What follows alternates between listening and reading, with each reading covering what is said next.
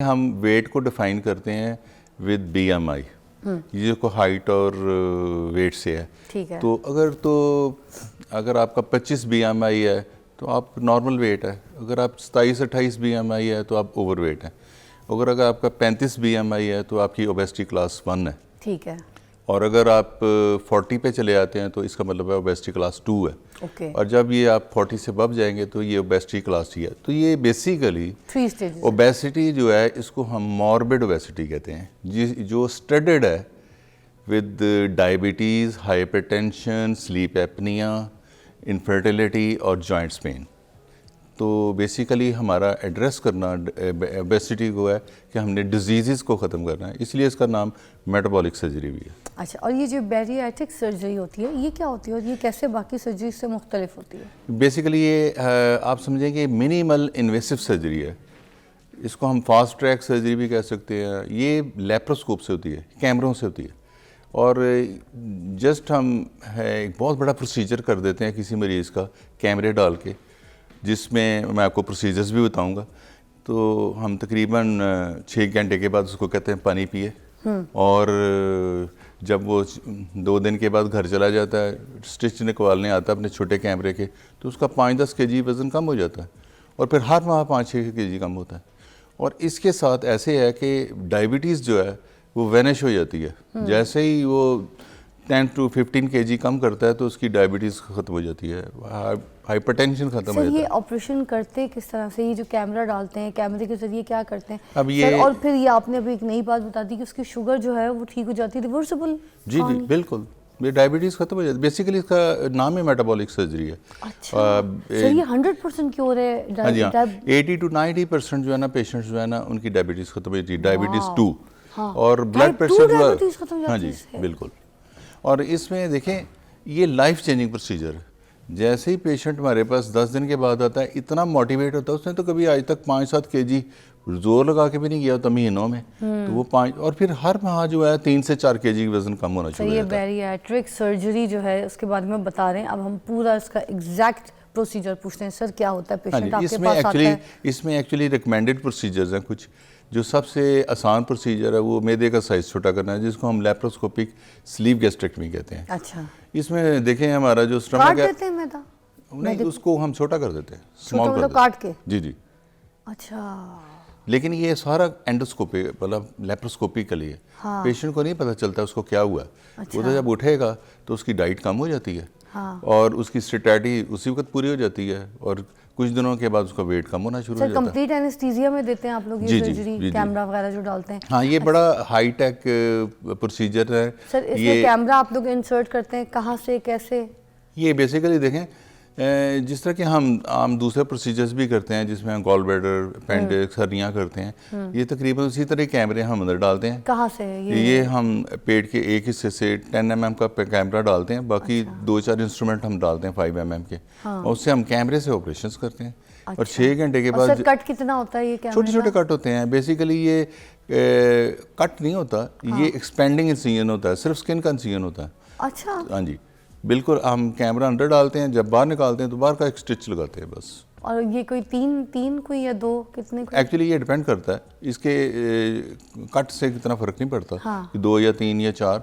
Basically तो patient को कोई पेन नहीं होती, उठता है तो वो बिल्कुल कंफर्टेबल होता है। सर मैदा अंदर से कट जाता है और उसको तकलीफ कोई ऐसे नहीं, उठता है तो बिल्कुल नॉर्मल? बिल्कुल। वाह। और उसको कितनी देर की होती है प्रोसीजर साहब? ये तकरीबन 1 से 1.5 घंटे का प्रोसीजर है। 2 नाइट्स हम स्टे रखते हैं अपने पास अप्रोक्सीमेटली, और पेशेंट जो है उसको 4 नाइट्स हम तकरीबन क्लियर फ्लूइड्स देते हैं, उसके बाद हम उसको स्टॉप डाइट पे स्टार्ट कर देते हैं। और ये नॉर्मली अपने घर में आराम से चला जाता है उसको? ये एक्चुअली एक पार्ट है प्रोसीजर का, लेप्रोस्कोपिक स्लीव गैस्ट्रेक्टमी। ठीक है। दूसरे है कि जब हम डिसाइड करते हैं पेशेंट की हिस्ट्री, एग्जामिनेशन, लेबॉर्ट्री टेस्ट से कि कौन सा प्रोसीजर उसको सूट करेगा, तो उसके बाद दूसरे जो प्रोसीजर है वो गैस्ट्रिक बाईपास है।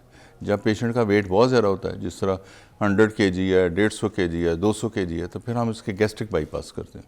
अच्छा। और ये जो बैरिएट्रिक सर्जरी के मुकाबले में नॉन सर्जिकल वजन कम करने के क्या फ़वाइद होते हैं? इस पे तो देखें वो तो देखें उससे तो बेहतर कोई चीज़ नहीं है, लेकिन हम ऑपरेशंस करते ही उसका है जिसके ऊपर फेलर हो।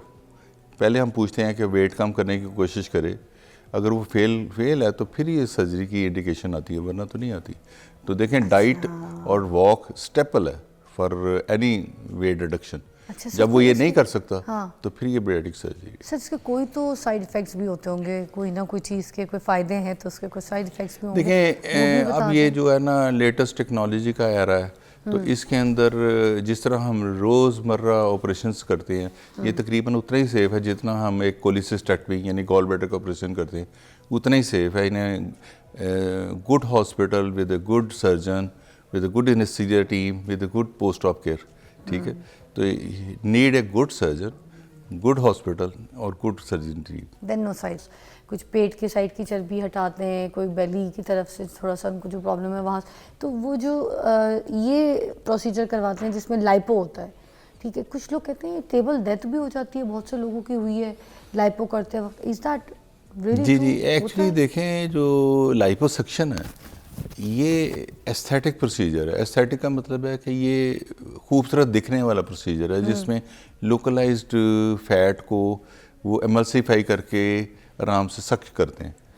तो इसके अंदर रिपोर्टेड हैं फैट एम्बोलिज्म और डेथ्स इन केसेस। तो ये बेसिकली वेट रिडक्शन प्रोसीजर नहीं है। और ये एक्चुअली अगर इनअप्रोप्रिएट पेशेंट्स पे कर दिया जाए, देखें ना, अगर किसी का थोड़ा सा बैली ज़रा है या कोई थोड़ी सी एस्थेटिक कम है तो उसमें तो ठीक है, लेकिन अगर आप इतने बड़े एब्डोमेन पे किसी में उसकी फैट निकालनी शुरू कर देंगे तो उसको कोई बेनिफिट नहीं होगा वेट लॉस का। अच्छा, ये सिर्फ एस्थेटिक बेनिफिट है। तो ये एक्चुअली बात उन्होंने लिखा होता है कि वेट कम करें लाइपोसक्शन, तो ये ऑल टुगेदर गलत है।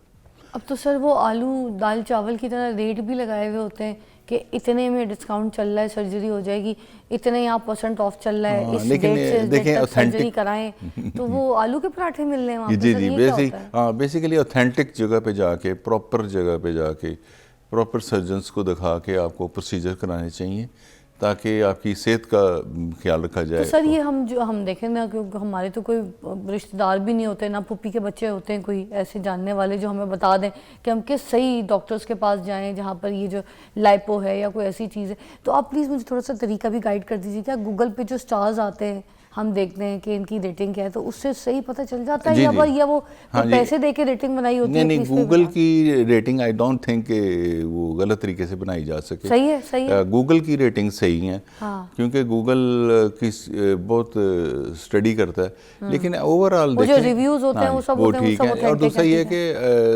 आप किसी सर्जन को, उसकी क्वालिफिकेशंस को, उसके हॉस्पिटल्स को, और आप एक दफ़ा मिल भी लें तो आपको बड़ा पता चल जाता है कि ये कितना मतलब कॉम्पिटेंट है, ठीक है ना। और फिर दूसरा सक्सेस स्टोरीज देखें, जो पेशेंट्स अपनी सक्सेस स्टोरी बताएंगे ये भी ज़रूरी है कि आप किसी से पता चलें।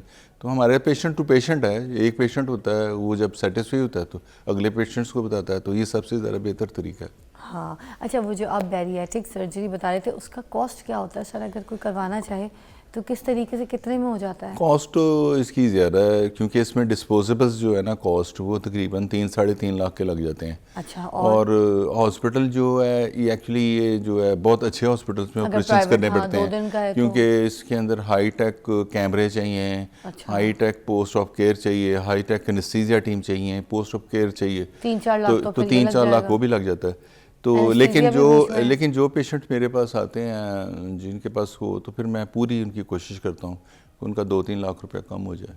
मतलब हार्डली को 5 लाख में हो जाता है? 5 लाख में कर देता हूँ जो नॉन अफोर्डिंग हो। Kind of you cute. अच्छा सर, मुझे ये भी बताएं, अगर ये प्राइवेट हॉस्पिटल से हटके गवर्नमेंट हॉस्पिटल में देखा जाए, वहाँ पे ये इलाज चल रहा है या अभी बिल्कुल वहाँ पर ये अभी स्पोरेडिकली हो रहा है, लेकिन बेसिकली ये प्राइवेट हॉस्पिटल्स में ही हैं सारे, क्योंकि ज़्यादा कंसल्टेंट्स जो हैं, इसके ट्रेंड जो हैं वो प्राइवेट हॉस्पिटल्स में हैं।